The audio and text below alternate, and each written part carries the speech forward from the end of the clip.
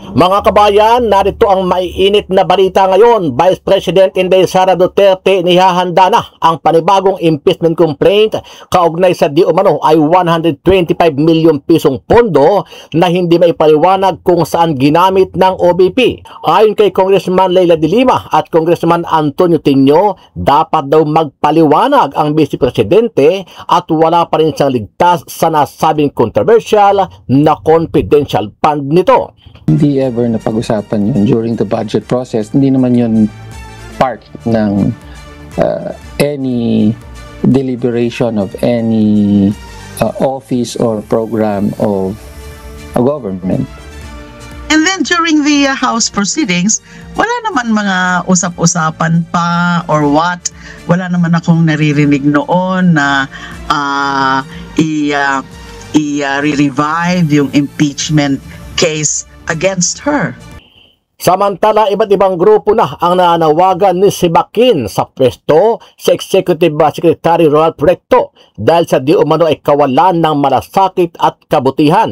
Nag-ugat ang panawagan ng magdeklara ang Korte Suprema na labag sa batas ang ginawang hakbang ni Recto na paglilipat ng halos 89.9 bilyon piso na pondo ng PhilHealth papunta sa National Treasury.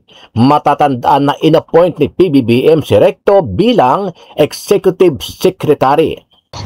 Ako sang-ayon ako sa tawag ng buong Pilipinas sa pag-alit Recto sa posisyon. Walang gagawing magaling yan para sa bayan. Mas gusto niya pa yung pera o yung fiscal discipline or yung common sense approach na walang common sense, na walang compassion and kindness. Ang ating nakikita ay hindi na siya competent sa kanyang ginawa sa 60 billion unconstitutional transfer. Ay palagay ko ay wala na siyang kredibilidad na maging opisyal ng gobyerno. At sa iba pang mga balita, kumpirmado na natanggap na ng DILG at DOJ ang arrest warrant na inilabas ng International Criminal Court o ICC para dito kay Senator Bato de la Rosa.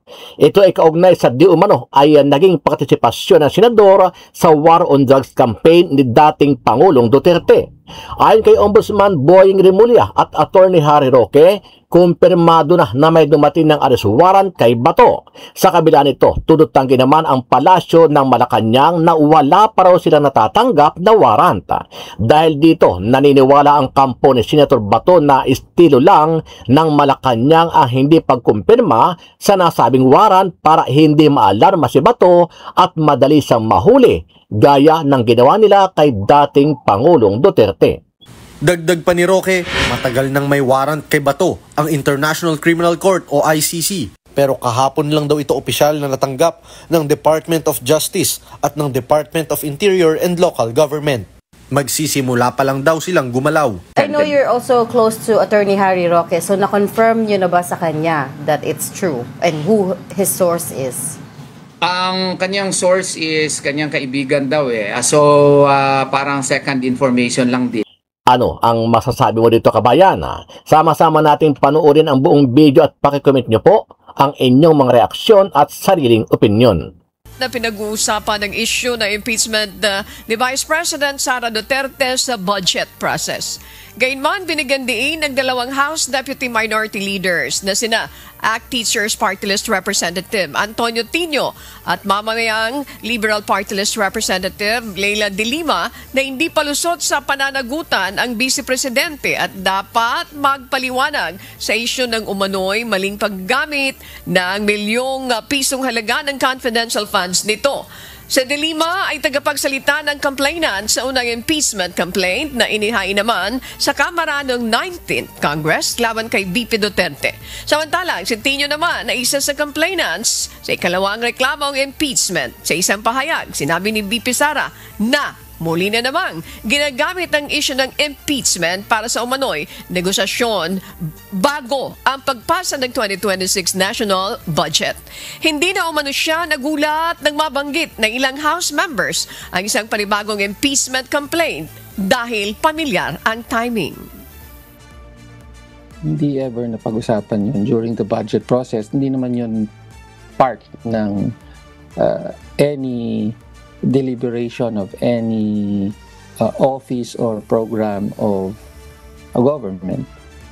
And then during the House proceedings, wala naman mga usap-usapan pa or what. Wala naman akong naririnig noon na i-revive yung impeachment case against her. Ipinananawagan ng ilang grupo ang pagbibitiw sa pwesto ni Executive Secretary Ralph Recto dahil umano sa kawalan ng malasakit at kabutihan. Kasunod ito ng deklarasyon ng Supreme Court na labag sa saligang batas na inipat ang 89.9 billion pesos excess funds ng PhilHealth sa National Treasury. Bilang Finance Secretary noong 2024, si Recto ang nag-utos ng lipat pondo sa pamamagitan ng isang department circular. Ayon kay Health Reform Advocate Tony Liachon, dapat magbitiw si Recto bilang Executive Secretary upang hindi na maulit ang mga ganitong klaseng aksyon sa pamahalaan, gayong mas mataas na posisyong hawak ni Recto ngayon sa gobyerno. Para naman sa nagkaisa coalition na kabilang sa mga petitioner sa kaso, isa ring rason kaya dapat mag-resign si Recto ay ang kawalan nito ng sapat na kaalaman sa Social Security funding. Wala pang direktang tugon si Executive Secretary Recto sa panawagang pagbibitiw niya sa pwesto. So, sang-ayon ako sa tawag ng buong Pilipinas sa pag-alit ni Recto sa posisyon. Walang gagawing magaling yan para sa bayan. Mas gusto niya pa yung pera o yung fiscal discipline or yung common sense approach na walang common sense, na walang compassion and kindness. Ang ating nakikita ay hindi na siya kompetento sa kanyang ginawa sa 60 billion unconstitutional transfer. Ay palagay ko ay wala na siyang kredibilidad na maging opisyal ng gobyerno. Magpapasko na, pero hindi pa rin nakikita ng publiko si Senator Bato de la Rosa. Palagi siyang hinahanap, lalo ngayong may babala sa kanya si Attorney Harry Roque na ngayon nasa The Hague, Netherlands. Sa Facebook post nito, sinabi ni Roque na meron na umanong warrant of arrest kay Bato. Huwag daw papakidnap ang senador at igiit ang kanyang karapatang usigin muna ng korte sa Pilipinas. Dagdag pa ni Roque, matagal nang may warrant kay Bato ang International Criminal Court o ICC. Pero kahapon lang daw ito opisyal na natanggap ng Department of Justice at ng Department of Interior and Local Government. Magsisimula pa lang daw silang gumalaw. Nakarating na rin ang impormasyong yan sa kampo ni De La Rosa. Sa programang Storycon sa One News, natanong tungkol dyan si Attorney Israelito Torion, abogado ni Bato. I know you're also close to Attorney Harry Roque, so na-confirm nyo na ba sa kanya that it's true and who his source is?